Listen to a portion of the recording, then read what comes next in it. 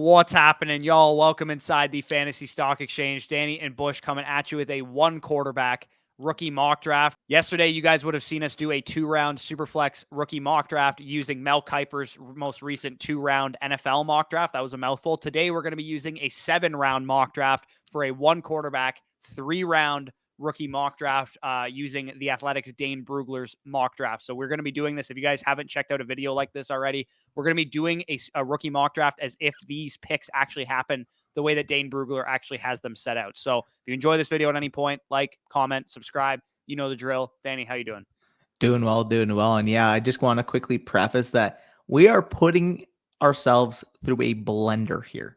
Not only is it a 3-round mock for y'all, it's a 1 quarterback mock. So we're going to be talking about some irrelevance at the end of this. We're going to be talking about some 5th, 6th, 7th round guys. But I mean, I know if you sickos are out there watching this, you would already love that to begin with. But I'm fired up, ready to go. Obviously, 7 rounds. There's going to be a lot more of a player pool in terms of what we can talk about, obviously, with landing spots. So I'm ready to roll. I'm ready to roll up the sleeves and get down in the gritty. If you guys want more Dynasty rookie content, our one quarterback Superflex rookie rankings link is in the description for those. Patreon.com/fantasy stock exchange, or you can go support our sponsors over at Underdog Fantasy using promo code FSE at sign up and first deposit. You will get 100% match back on whatever you put in, and you'll also get our Dynasty Rankings Manifesto as a free thank you for using our code. So if you're interested in that, links are down below. Now let's hit the intro.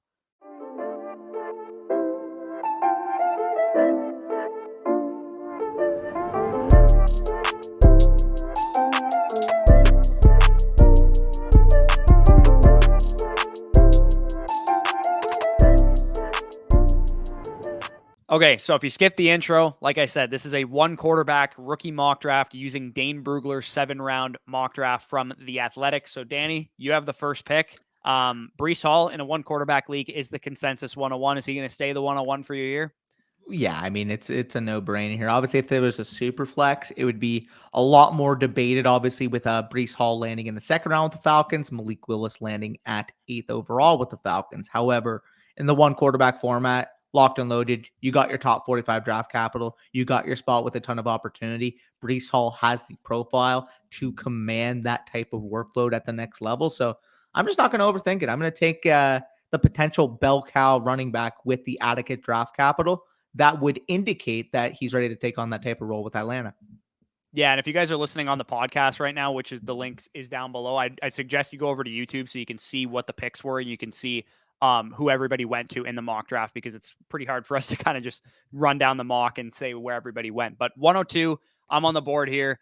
In a 1 quarterback format, the 102 is between 3 players. It's between Garrett Wilson from Ohio State. It's between Treylon Burks from Arkansas, and it's between Drake London from USC. Drake London is my current 102, but post-draft, if all these guys go to these landing spots, Garrett Wilson went 10th overall to the New York Jets.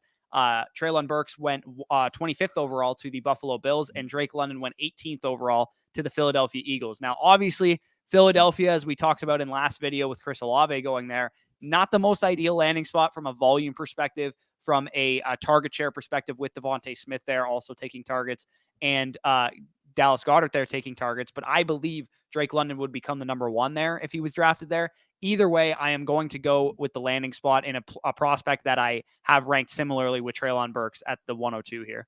You're getting a similar situation in terms of obviously competition for targets, but the difference here is we know the type of volume that is going to suffice in that Buffalo Bills passing attack. And we know right now, like, I get it. I don't mind Jalen Hurts, but listen, he ain't close to Josh Allen.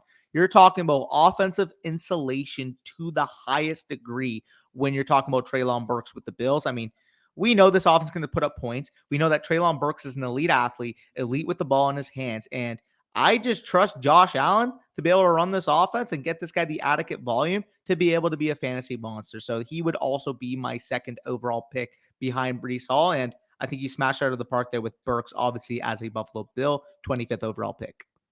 Yeah, not a very particularly hard decision to make with Treylon Burks there. So you're on the board with 103. Are you going to go with Garrett Wilson? Are you going to go with Drake London? Somebody else? Yeah, I mean, I kind of outlined my thoughts on the Eagles situation in last video when I was talking about Chris Olave at the 108. If you guys haven't watched it, obviously it'll be linked in the description. But when we're talking about this area, like, yeah, if I have Garrett Wilson and Drake London ranked similarly, I'm just going to take the one that I view as being the better landing spot. I don't have many issues with that landing spot from a long-term perspective because I do think either Hurts is going to take the step up or they're going to take their next quarterback to do so. But why worry about that situation when I have a similar talent in a situation that is much better, in my opinion, from a fantasy perspective, is a role that he can step into right off the bat. You're only competing for targets with Elijah Moore realistically in New York, and you're getting Zach Wilson, who we both expect to be the quarterback there long term. No brainer for me. I'm just going to go with Garrett Wilson and trust that spot comparatively to Philadelphia with London. Right. So the 104 here is an interesting pivot point. I personally still lean with the elite wide receiver talent in Drake London, but if I were going to favor landing spot over, the perceived better talent, this is like the cutoff, right? Because Philadelphia Eagles are, a C plus landing spot. Let's say it that way. Kenneth Walker, who is probably going to be the 105 in this draft, goes to the Buffalo Bills in the second round, which I believe he's done in every single one of these mock draft reactions seems like it. that we've done. This is a pivot point where I don't hate if you take Kenneth Walker, but if you're in any kind of full PPR league, I'm still taking, Drake London. So give me Drake London to the Philadelphia Eagles. Again, we don't like to overvalue landing spot, but when you're in the same tier like these receivers are, then you can start to take that into account. Draft capital landing spot becomes more important. Drake London, maybe in year one, isn't that productive with Jalen Hurts and a run-heavy offense that doesn't run as fast of a pace offense that, Buffalo does, for example. But Drake London, long-term, I believe, can be a number one receiver in this league, and they'll tailor their offense around Drake London if he is indeed that good of a player going forward and into the future. And maybe it is, like you said, a different quarterback there come, year 2, year 3 of Drake London's career. So you're on the board with the 105 here. I'm assuming you're going to probably go with Kenneth Walker. Yeah, I mean, Kenneth Walker, you're talking about the insulation there. You mentioned the landing spot. I mentioned the landing spot. Buffalo, offensive insulation, a lot of points, a lot of opportunity for Kenneth Walker that was showcased last year down the stretch. I mean, Devin Singletary had a ton of relevance being this team's main lead back last year. And people might argue in the comment section, well, if he was so good, like, well, why do we expect Walker to take that role? 57th overall draft capital here. Better overall player, better overall runner, better overall fit for the offense, and quite frankly, just a better player when you're talking about Kenneth Walker. I don't see anything standing in the way of him at least taking the rushing work. Receiving work, argue for it. You want Devin Singletary to, be his Naheem Hines, whatever you want to call it. Sure, argue that. I don't care. If Walker's getting drafted to Buffalo at 57, Walker is going to be their 16 to 18 running back carry per game type of back. Yeah, I don't disagree with that take. 106, again, we've kind of talked about this receiver second tier a lot. There's a number of guys that you could go with at run. Like, I'm not going to go with a running back here. Isaiah Spiller fell to the 4th round in this mock draft, so he's, completely out of consideration for me here. At wide receiver, my next tier of wide receivers, I have Jahan Dotson at pre-draft as my next wide receiver ranked. Jamison Williams closely behind him, and Chris Olave ranked closely behind him. So in this scenario, we have Jahan Dotson going 32nd overall to the Detroit Lions. We have Jamison Williams going 19th overall to the New Orleans Saints, and Chris Olave going 22nd overall to the Green Bay Packers. I'm personally going to go with Jamison Williams here. I don't actually think he's going to make it to 19. We're getting tons of reports that he's going to be the first receiver off the board. He's going to go top 10. If the Eagles want him, they're going to have to go trade up for him. Like, there is smoke with Jamison Williams right now to the point that he might be the 8th overall pick to the Atlanta Falcons in this upcoming draft, or potentially even higher than that. So Jamison Williams at 106, I think this is a dude, we all know what his skill set is. He's a burner. He's super fast, great after the catch, good in contested catch situations. This is a guy that is going to help an NFL team to a very, very high degree and should be able to command targets when he's doing so. So 106, I think, is great value for him in a one quarterback format. I do hope he goes top 10. I do hope he goes as the first wide receiver off the board. I'm sure you share these thoughts because I got $50 at plus 450 on it. Let's just hope that hits for both of our wallet standpoints. But either way, I mean, when you're talking about Jamison Williams, landing spot here with the Saints, they need that complementary deep threat to Michael Thomas. Obviously, we've seen when Jameis Winston is at his full capacity, he is able to stretch that field. He's able to have a player that can work in that deep portion of the field, which Jamison Williams can do better than anybody in this class. I can't really be proven otherwise in that regard. And if you're marrying that level of talent, that specific skill set to what Jameis was really missing, even when he was succeeding last year with the Saints, I mean, it's a match made in heaven. 106, perfect opportunity to pair up Jamison Williams here. And that would have been my pick as well. Jameson Williams, after that big five go off the board, is that next man up. But after Jameson Williams, it's going to be my pick. And speaking of marriages, speaking of just a team that needs a guy that can step in right away and be an instant producer, I absolutely love the marriage of Olave to the Packers. He would be my next ranked receiver, period. And the fact that he also gets that insulation of playing with Aaron Rodgers, he's locked and loaded as a top 7 pick in a non-super flex start or a rookie draft at this point, if that Yeah, happens. I think in some drafts he might even go higher than London. I can't Absolutely. do that. I know that it'll probably happen in some leagues because they'll see the Packers landing spot versus the Eagles landing spot. I think London is a tier above Olave as a prospect, so I would probably still favor London, but the highest I'm willing to take Olave if he gets a landing spot like this is probably 105 if you're not in need of a running back. Yeah. That would probably be where he would settle in, assuming we get these landing spots. And you guys, for watching on YouTube, you guys can see on the screen where everybody went. So the next pick, again, I have a big tier of tier 2 wide receivers. Sky Moore and Jahan Dotson are the other two guys that are in that tier. I have Jahan Dotson ranked higher. I really like Sky Moore's landing spot, though. I'm not going to lie. Going 42nd overall to the Indianapolis Colts. So give me the first round draft capital with Jahan Dotson. I'll take Jahan Dotson here at 108, but this is like splitting hairs. There's really no difference to me between 108 and 109 here with Jahan Dotson going to the Detroit Lions. You could argue that it might be a little bit of a redundant fit because you have, Amon-Ra St. Brown, who profiles as, slot receiver. You have Hawkinson, who's more of like the over the middle target. DeAndre Swift, who's a running back, also kind of accomplishes that role. But this is an offense that runs their offense that way, right? Like this is the New Orleans Saints scheme when they were at their best. They had Kamara and Thomas and some of these shorter targets eating up volume. And Jahan Dotson can stretch the field too. So he can be your field stretcher and play on the outside. His release package is one of the most advanced in the entire class. And if they wanted to just pigeonhole him to being, a Z flanker receiver and keep Amon-Ra St. Brown in the slot, maybe even move Jahan Dotson to X in 2 wide receiver sets, I think they could definitely get away with it. Jahan Dotson, while not the biggest guy in the world, 5'10 and a half, 180 pounds or whatever, can still do that. And I think he would go very much over, looked in rookie drafts if he went to the Lions at 32. Yeah, no, that's a good pick here. First round draft capital opportunity with the Lions, and just in general, a guy that can flat out play. I mean, plain and simple, you want guys that can play football. You want guys that get drafted highly, and Jahan Dotson kind of represents the marriage of both of those, if you will. More than fine at the 108 here. Talking about the 109, you mentioned it was between Dotson and Sky Moore for your 109. Well, Sky Moore's not going to hear not going to be waiting to hear his name called much longer here because he's going to be my next pick. Yeah, I mean, you talked the landing spot here, and if Sky Moore ended up falling to that 42nd pick, ended up being selected by the Indianapolis Colts, I mean, realistically, there is an opportunity for him to establish himself right off the bat. I mean, outside of Michael Pittman, you let Pascal go, you have Ashton Doolin. Like, what do they have at wide receiver after Michael Pittman? And that's a big fat zero. They have absolutely nothing there. You put Sky Moore on that offense, who, for all accounts, is a great prospect in his own right. You're not just force feeding a random, or round 3, round 4 talent here. No, you're forcing volume to a legitimate top 35, top 40 type of player in this class with Sky Moore. You're pairing obviously the yak ability, the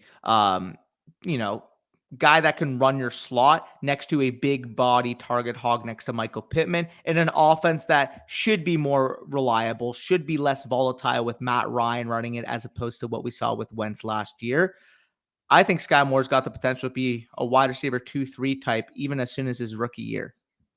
Yeah, and we saw Ryan gravitate towards Russell Gage last year once Ridley was gone and Pitts was, getting triple covered every single play. So Sky Moore can kind of play the slot role for the Indianapolis Colts, and we know that they've been productive receivers in that role. And Paris Campbell might have been one of those guys if he could actually stay on the field. So the 110.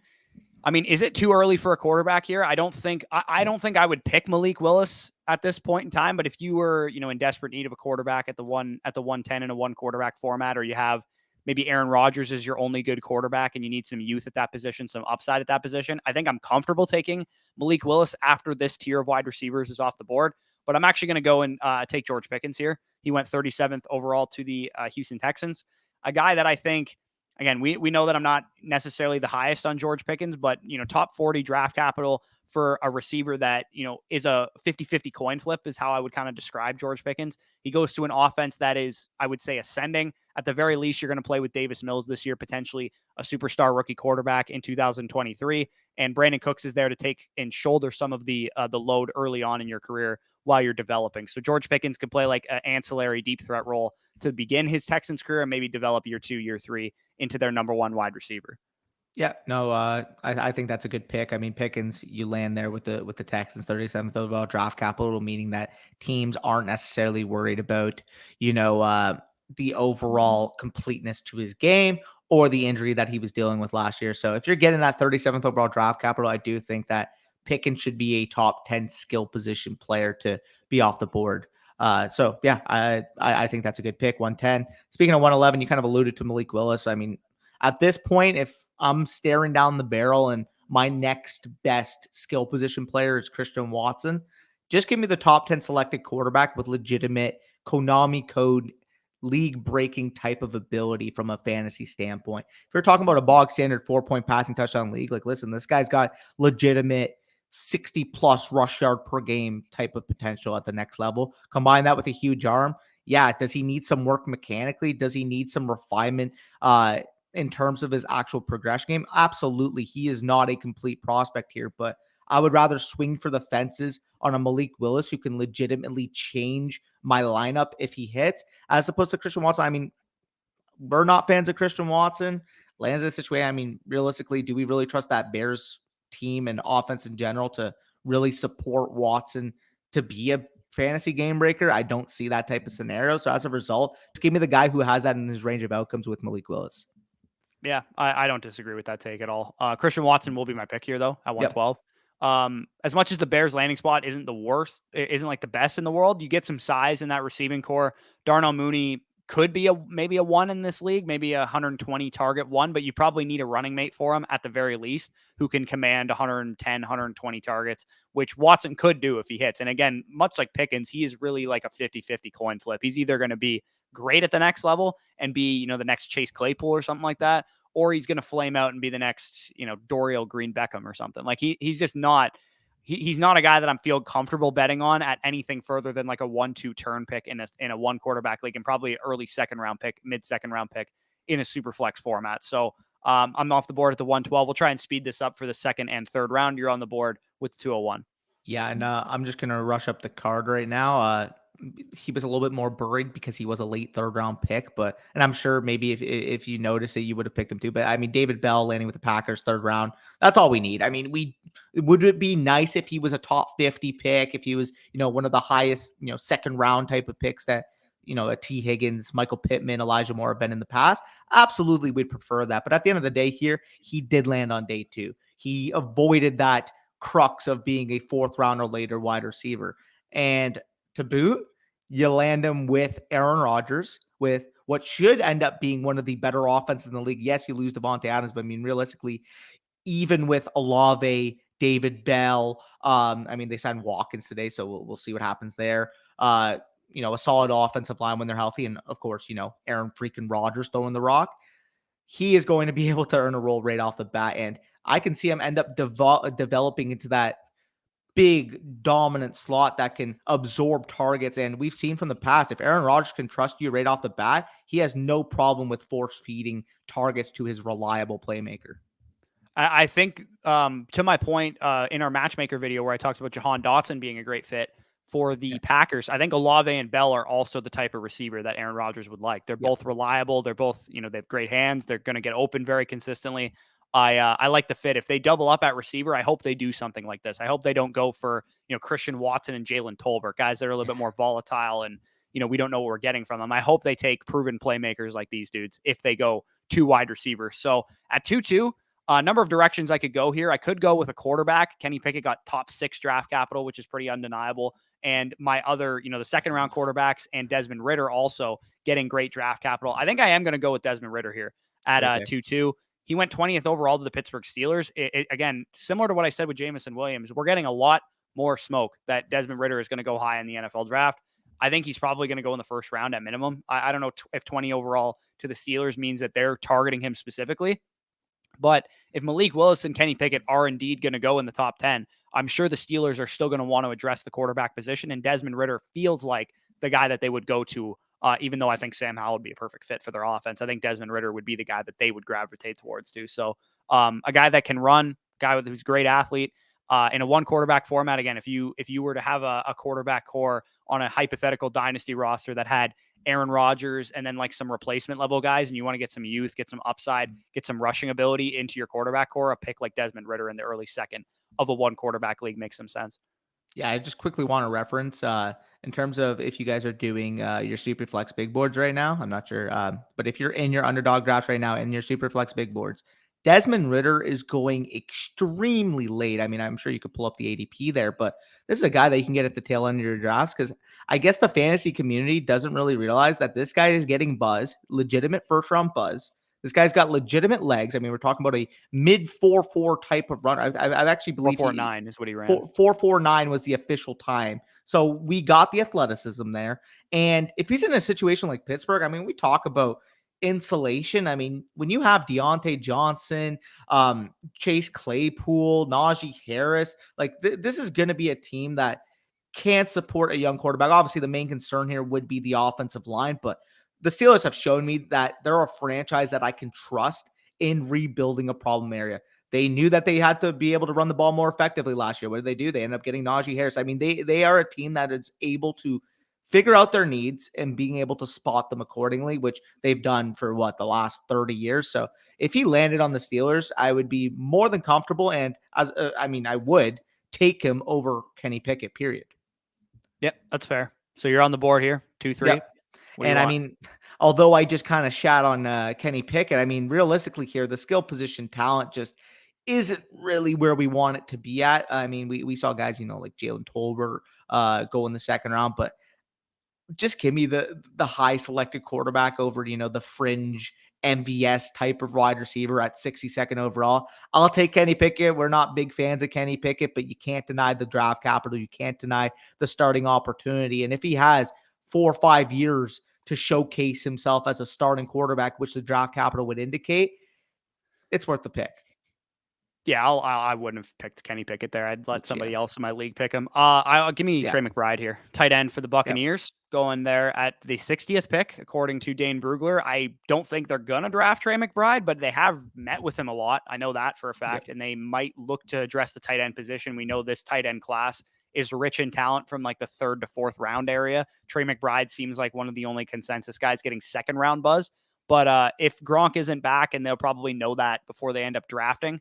And if they know Gronk is not going to be back, then McBride in the second round does make some sense to me. And he'd probably walk into an offense that he does have. I don't want to say he's a similar skill set to Gronk, but he is a true like Y tight end that can block, that can get out on routes, catch the ball consistently kind of thing. So he's not a guy that's like OJ Howard, who you got to figure out how to use the guy. This is more of your traditional tight end that's going to play that traditional role for you. Yep. I think that's a good pick. And obviously landing in a situation where you're already subjected to a ton of passing volume with the Buccaneers that we've seen in the past. If he's able to get selected in the top 60, obviously you're assuming that Gronk's probably not back. Yeah, there's an opportunity there. And obviously McBride is the type of athlete that a guy like Brady can work with. So no issues with that. 2-4. 205 here. I'm surprised you didn't take him. I'm going to be completely honest. I'm going to have to take your boy here. I know you're going to be a little upset, but I mean, Tyler Algier got 3rd round freaking draft capital. You have to take Tyler Algier in this instance. You land in a situation with the Saints. I mean, we've seen that they've basically been the archetype for a dual back type of system in the past, obviously with Ingram and Kamara doing their work in 2017, 2018, a kind of style that's been adapted. Obviously, we've seen in Green Bay with Aaron Jones and AJ Dillon, as we kind of talked about off recording. Getting Algier to be your pseudo AJ Dillon to Aaron Jones, the way that even Ingram was to Alvin Kamara back in the day as well. I mean, it's a no-brainer for me. You're getting a big physical between the tackles type of runner that isn't solely pegged into that role because he does have versatility to his skill set. We could be talking about a situation where this Saints offense can be completely rebuilt in this draft if they got a Jameson Williams, if they got a Tyler Algier. Maybe they take a tackle with their second first round pick and soon enough, Jameis Winston's leading a top 10 offense in the NFL. Yeah, and I think Algier, if you play in like a dynasty best ball league, he's definitely going to have 6 to 10 rushing touchdowns Yep. on a good season as well. So yeah, I like that pick. He would have been my next pick, and I probably maybe should have picked him over Trey McBride, but either way, I had to go with the homer pick because the Buccaneers did draft Trey McBride in this scenario. So there's a couple guys on the board for me here. I'm actually going to go with my quarterback one in Sam Howell, who went 47th overall to the Washington Commanders. I think it's a dream landing spot for Sam Howell. He has a great skill set to run an offense that has a lot of speed, which is what the Washington Commanders offense has with McLaurin and Antonio Gibson being like 4-3 guys. And Sam Howell can, play behind a great offensive line, which he didn't have his final year at North Carolina. And he's reunited with his former college teammate in De'Ami Brown. So I really like Sam Howell to not the Panthers. They run a Panthers scheme, but the Washington Commanders. Yeah, I think that's a really good fit. You mentioned the chemistry there already with De'Ami Brown. I do think that obviously with Washington, you have the volatility of Carson Wentz right now, but Carson Wentz is a short-term solution, and I think we both agree He's on not that. even a solution. He's a short-term person that you can Yeah, maybe sell the idea of to your fan base. But if the Washington Commanders don't at least draft like a second or a third round quarterback or have somebody in the building behind Carson Wentz, by week 8 of the season, I think they're going to be just like trying to get the season over with. On to the next pick, though. This is a tough point because I don't want to take the next tight end or quarterback for the most. I mean, you could go Corral actually. Yeah, I'll just go Corral because there's obviously a big drop off after Corral. You get that 40th overall draft capital, you land him with the Seahawks. I think that would be a really good scenario. Just let him learn from a year. Obviously, you're not going to learn much from Drew Lock, but just learn the system, learn the offense. And for the most part, I mean, they've talked at hand that they really want to keep DK Metcalf around town. If they keep DK Metcalf around town, I mean, you have at least that locked and loaded stud, near superstar level type of wide receiver insulated to Matt Corral for the long term. So, I mean, little Ole Miss connection there, a little shout out. But if he goes Seahawks top 40, I think 2.7 is probably appropriate for his draft capital in terms of rookie drafts. Yeah, and now we will not be taking a rookie quarterback for the rest of No. the draft because all of them are gone. Carson Strong went in the 4th round to the Titans. I don't really care. Bailey Zappi went in like the 4th round too, Texans, I think, right? in this mock draft. Don't really care. So the next player I would go with, I know this is kind of taboo to take a 4th round running back over a 2nd round wide receiver because my decision would be between Jalen Tolbert, who went to the Chiefs, and Isaiah Spiller, who went to the Buccaneers. But give me Isaiah Spiller. I don't think he's a 4th round talent. I think he's a 2nd round talent at running back. Again, if you want to favor the draft capital, no complaints there. But Isaiah Spiller, ideally, not a great landing spot for him in theory because he's going to be behind Leonard Fournette, probably just relegated to handcuff value his rookie season. But this is about the range of the draft where Chuba Hubbard went last year, and he was still, a mid to late 2nd round pick for most people. And Isaiah Spiller is a much better prospect than Chuba Hubbard, much more well-rounded skill set. And there's a clearer path to me of him becoming the starter after, 1 year, a year and a half of Leonard Fournette, who's a 27-year-old running back with a big workload under his belt in his career too, who has, limited dead money after 1 season. So if Isaiah Spiller shows a lot as a rookie on like 100 touches or something like that, they might even, trade Leonard Fournette or cut Leonard Fournette and roll with Spiller going forward. So I like Spiller at 2.8 to the Buccaneers. I think it's worth the risk at that point. Yep. No issues with that. My next player, I mean, you talked about Tolbert.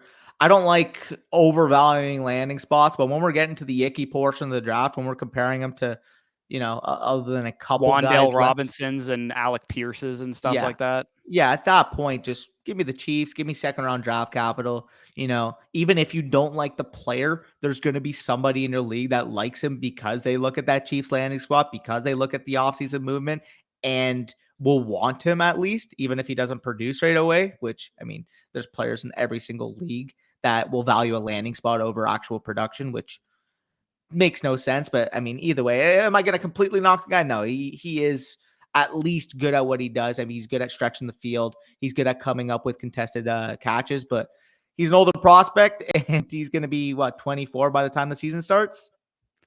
Yeah, which is not ideal for sure. Yikes. Yeah. So the next pick, I'm actually going to go again. We're at the point in the draft, and this is a decision point for most people in one quarterback leagues and super flex leagues, because I think by this point in the draft, both in one quarterback and in super flex, all the top 5 quarterbacks should be off the board. You're really just picking your dudes at this point. If you like, Zamir White, pick Zamir White. If you like Kevin Austin, pick Kevin Austin. If you like Alec Pierce, pick Alec Pierce. There's really no consensus, I would say, once you get to this point in the draft. I like James Cook, so I'm going to go with James Cook. James Cook in this scenario went 4th round at the beginning of the 4th round to the New York Giants. Saquon Barkley's often injured. It sounds like they don't want to extend him, long term. James Cook this year in this scenario would play like a complimentary role to Saquon Barkley. Get some receiving work, and then maybe next year they bring in a lesser known bruiser, and he's like maybe their feature back with a thunder element to that offense. So I like James Cook at the end of the 2nd round here, who went in the 4th round to the Giants.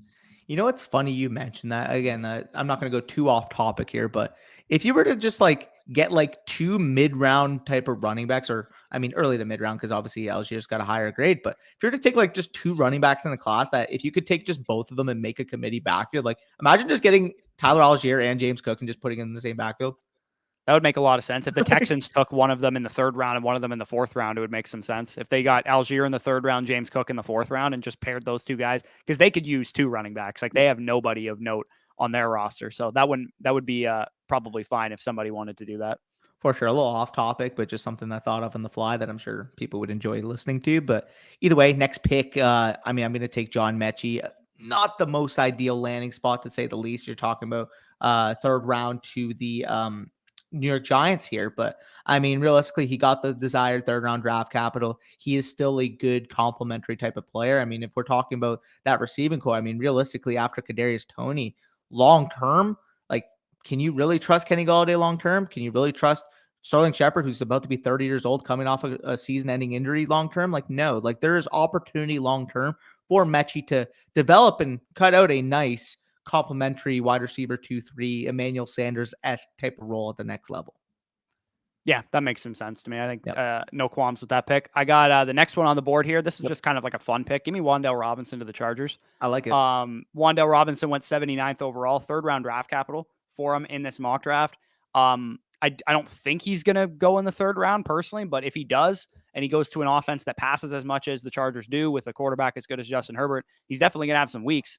And maybe long term, if Keenan Allen, ages poorly or something like that, maybe he can develop himself into a good slot receiver at the next level. So I'll take Wan'Dale Robinson there. Yep, I don't mind it at all. My next pick, the first pick of the 3rd round, obviously in a non super flex, you're not really talking about quarterback at the spot, especially not one with no real rushing upside at all with Carson Strong, no real draft capital at all with Carson Strong. So not to dunk on Carson Strong, I'm going to take a wide receiver here that ended up getting 78th overall draft capital. Listen, do I like the prospect of Alec Pierce? No, but in terms of pure opportunity, I'd rather the guy that has the draft capital that would indicate opportunity, as opposed to reaching down the board on some of these round 4, round 5, round 6 wide receivers, or I mean Calvin Austin. So I mean, just give me Alec Pierce, and maybe he develops a rapport with Deshaun Watson in that deep portion of the field when Watson's back.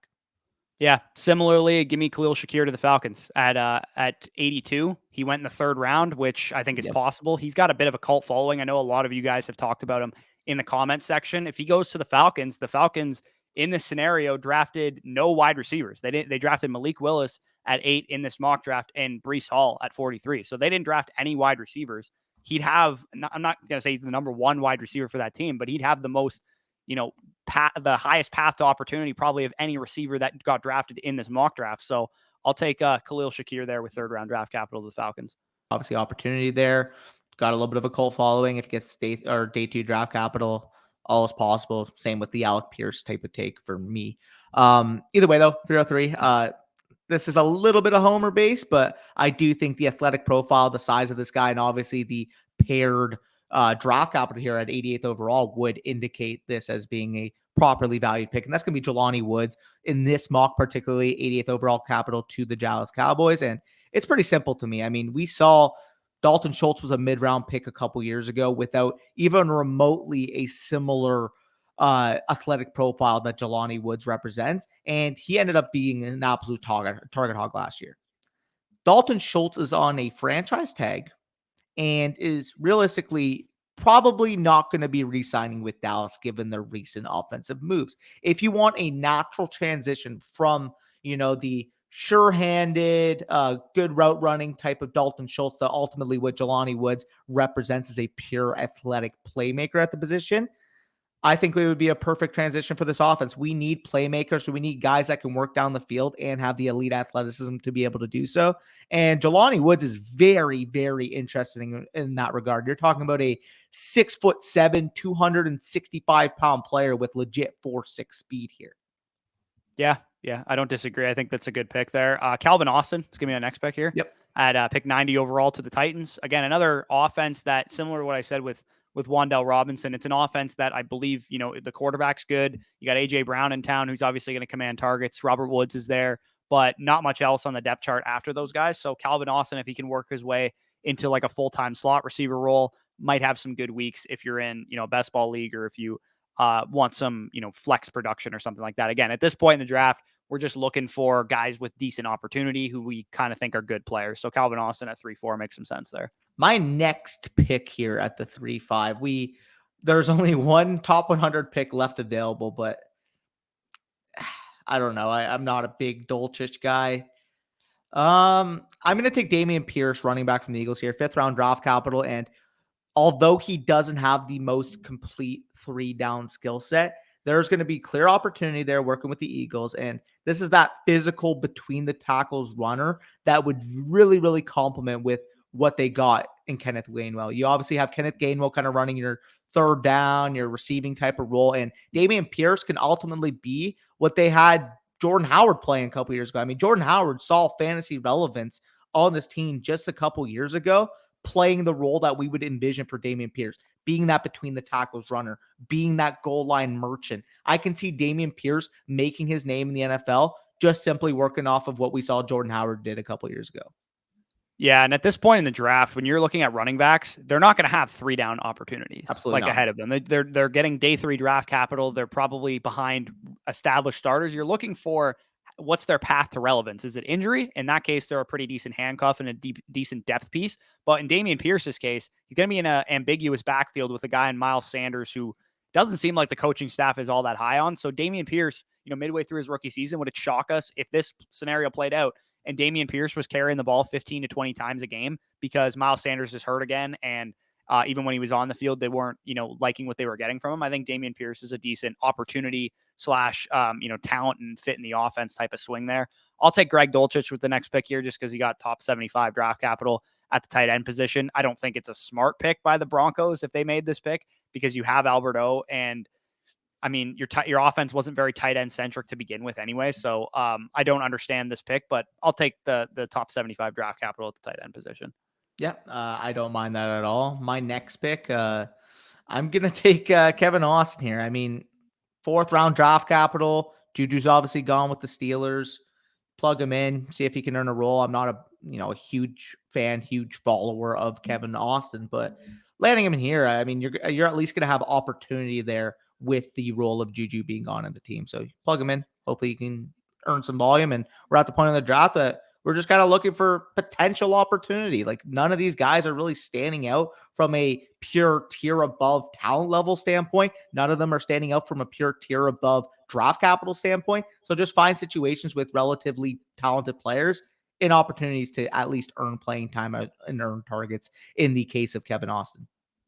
Yeah, to a similar point, I just give me Justin Ross he goes to the Jaguars. He goes back to his former quarterback, but he goes in round 7, which is not ideal. So, I mean, at the 3-8, am I going to regret picking a 7th round wide receiver? Maybe. If you drafted Seth Williams, who was a 6th round wide receiver last year, in the end of the 3rd round, early 4th round of your draft, you probably regretted it, but realistically, who are you going to pick there anyway? So give me Justin Ross, a guy who's been productive in the past. If he goes in the 7th round, it's likely because teams are worried about his health, I would imagine, is why he would be a 7th round pick in the NFL draft. So hopefully his health can hold up, but going to the Jaguars is a good landing spot for him. So I'll take Justin Ross there. It's a tough point. I think I'm going to take Brian Robinson simply because we don't fully know the health status at this point of Cam Akers. Again, 5th round draft capital would be indicative in this scenario that the Rams are confident with it. But I mean, we just saw last year that Darrell Henderson had a range where he was an RB1 in fantasy. Sony Michel came on down the stretch. Cam Akers came on down the stretch to a certain degree, earning back his role. Ultimately, just give me insulation in the Rams offense. If Brian Robinson doesn't work out, cool, it's the 309. But if he does work out, you have insulation in the top offense. You have a lot of scoring opportunity, and you have a back that appeals to a coaching staff because he doesn't make a ton of mistakes, because he does all the little things right. That if there was a scenario for him to earn playing time, he would be the type of back that would take it and be able to get on the field as soon as possible. Yeah, again, not a very exciting pick. At Not minimum, you're fun getting at all. handcuff value out of him. And speaking of handcuff value, I'll take Pierre Strong to the Yep. Colts in the 5th round as well. He's not going to get on the field as long as Jonathan Taylor's out there, but he might be a pretty decent Chuba handcuff. Hubbard. So at this point in the draft, give me Pierre Strong as a guy who can carry the workload if asked. And even if Jonathan Taylor doesn't miss the whole season, he might have, 4 or 5 good weeks if Jonathan Taylor, sprains his MCL or something. Yeah, I mean, Chuba Hubbard would be your example there. Obviously, working behind a main workhorse back, and we saw last year McCaffrey didn't hold. Hubbard had some RB2 type of relevance. I can see a Same with case for Khalil that being. Herbert last year, too. They Yeah, had similar situations. so good pick with Strong there at the 310. At the 311, I'm at a gross spot. I mean, we've kind of talked about it already, but there's just not much talent on the board here. So like as a result, I'll take Zamir White because he has that 4th round draft capital, because he's landing in a situation with Baltimore where both of the lead backs there, obviously with J.K. Dobbins and not Melvin Gordon, he's rumored there, but in this scenario, I'm assuming that Melvin Gordon does not go to the uh, Ravens if they're taking another running back. But either way, talking about J.K. Dobbins coming back from injury, talking about Gus Edwards coming back from injury. And if there's any opportunity for a 4th-round back to at least see an opportunity for volume, it would be in that situation. Obviously, Dobbins and Gus Edwards both coming back from that severe ACL injury that affected both of their seasons last year. Samir White's just a guy, in my opinion, watching his film. He's a guy that can work on 1st and 2nd down, run the ball efficiently, not going to provide anything on 3rd down, terrible pass protector, not a good receiving back. And he's kind of just a guy. But if they want to add some depth, some youth to this running back core, give themselves some insurance in case Gus Edwards or J.K. Dobbins is not ready for the start of the season. He has a similar profile to Gus Edwards, even though I think Gus Edwards is more explosive, which I never thought I'd say about Gus Edwards over anybody, but I do think he is probably more explosive. Final pick of the draft, 312. Again, getting real gross right here. You guys might be wondering why you haven't heard Rachaad White's name yet. He went the 6th round to the Arizona Cardinals. He stays in the state of Arizona. He fills out the Chase Edmonds role, I would assume, in this scenario. He's a great receiving back, but he needs a lot of work on 1st and 2nd down. And James Conner is going to be your primary ball carrier there. So you work your way in as a complimentary guy, and then maybe year 2, year 3 of your NFL career, maybe you establish yourself with a full workload by the time James Conner is 28, 29 years old. Yeah, and I mean, this class just kind of goes to show you that anybody taken in the 6th round making their way on this mock indicates the actual strength of this class, because you get to a certain point where the talent just falls off. The draft capital just falls off. The situation just falls off. And we've kind of seen it. I mean, in this whole 3rd round, for the most part, are guys that we don't really like. Yeah. There's not really anybody like Justin Ross sans the 7th round draft capital is the only guy that I would say comfortably, I think, is like a good player, and Khalil Shakir maybe too, but that's about it. Jelani. So yeah, and Jelani Woods, like it's not great at the end of these drafts. But anyway, I'm sorry if we lost enthusiasm by the end of these, but this draft class will do it to you. Like Danny said, hit the like button if you guys enjoyed. Comment any of your thoughts down below, favorite pick, whatever the case is. Check out our Superflex draft that we did yesterday if you guys play in Superflex leagues and not one quarterback leagues. Subscribe to the channel if you are new as well. And if you're interested in getting our Dynasty rankings, you can check out our Patreon. Link is in the description for that. Or you can deposit at our sponsors over at UnderdogFantasy.com using promo code FSC. You'll get 100% match back on whatever you put in. You'll also get our Dynasty Rankings Manifesto for free for doing that. So both links down in the description. Peace out, guys. We'll talk to you soon.